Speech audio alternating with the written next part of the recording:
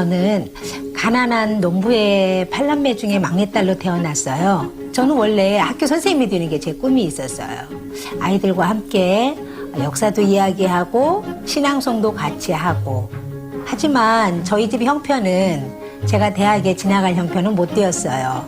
저희 아버지께서는 저를 익산에 있는 라면 공장에 떡하니 취직을 시켜놓으셨죠. 못 오를 나무 쳐다보지도 말라는 어르신들 말씀이 있습니다. 그래서 저는 그냥 꿈은 그저 꿈일 뿐이구나 하면서 제 꿈을 까맣게 잊고 살았어요. 오를 수 없었던 사과나무 앞에 애텀이라는 사다리가 놓여졌고요. 한 걸음 한 걸음 오르다 보니 사과를 따먹을 수 있게 되었습니다. 안녕하세요. 스타마스터 김점주 인사드립니다.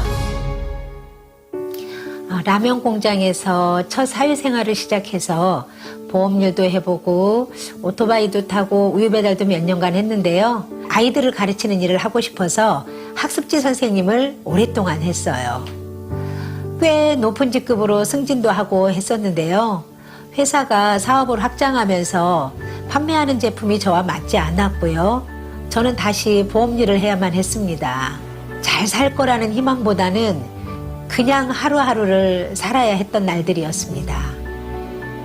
한 번도 상상을 못 해봤던 강의를 석세스 아카데미에서 처음 듣게 되었습니다. 진짜 머리를 한 대에 얻어맞은 듯한 그런 느낌이었어요. 생각을 경영하고 균형 잡힌 삶을 산다라는 것. 당시 저는 최악의 상황 속에 살고 있었어요. 매일 카드 빚에 쫓겨서 잘 사는 건 제 희망사항에 불과했고요. 제 딸은 미대를 가고 싶어 했습니다. 그런데 제가 학비를 지원해 줄 수 없는 현실이어서 우리 딸의 배움에 대한 그 희망을 이루어 줄 수가 없었어요. 제가 가난하니까요. 그 어떤 항목도 저에게 해당되는 것은 없었습니다. 인생 시나리오를 처음 썼을 때의 제 형편은 정말 너무 참담했어요. 그렇지만 제가 직접 써보니까 참 신기했던 게요. 그때 제가 썼던 대로 차츰차츰 집이며 차며 봉사, 기부 이런 것들이 점점 좋아지게 되었어요. 근본적인 나의 삶, 나의 사고방식 자체가 점점 달라지고 있었어요. 애터미를 처음 시작했을 때는 10평짜리 월세방에서 살았었는데요. 3년 뒤에 25평 아파트로 이사했고요. 지금은 32평 아파트로 이사해서 아주 즐겁고 평안하게 살고 있습니다. 중고 마티즈를 타다가 2년 후에 새 마티즈를 샀어요. 그런데 그 후에 스타마스터 승급한 후 아반떼를 구입했는데 지금은 제 딸에게 물려주고 저는 3년 전에 그랜저를 구입해서 타고 있습니다. 올해는 제네시스로 차를 바꿀 계획입니다. 대학을 졸업하고 직장을 다니던 딸이 제가 보름씩 해외에 다녀오고 봉사활동을 다녀와도 연금성 소득이 꾸준히 발생하는 모습을 보더니 스스로 애터미를 알아보게 되었어요.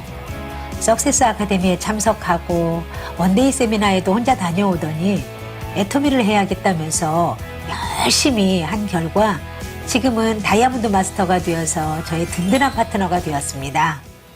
꿀벌은 꽃에서 꿀을 따지만 꽃에 상처를 입히지 않고 꽃이 열매 맺을 수 있도록 돕는 일을 합니다. 머지않아 제가 임페리얼 마스터가 되는 날 꿀벌 청소년 비전센터를 익산에 설립하는 것이 제 꿈입니다.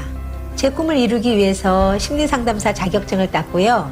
대학에도 진학할 계획입니다. 우리 청소년들은 누구에게나 꿈이 있고 재능이 있지만 그 중에는 가정 형편이 어려워 꿈을 펼칠 수 없는 아이들이 있지요.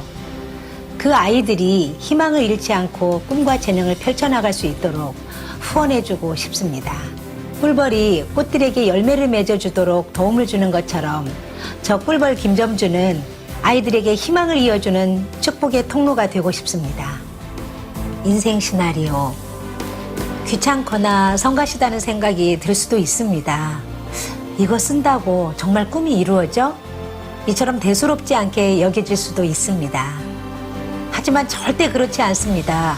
지금의 성공자들은 모두 인생 시나리오를 통해서 인생에 대한 목표와 방향을 설정했거든요. 저 역시 목표를 정확히 그렸기 때문에 포기하지 않고 나아갈 수 있었습니다. 인생 시나리오를 통해 내 삶에 대한 그림을 그려보시기 바랍니다.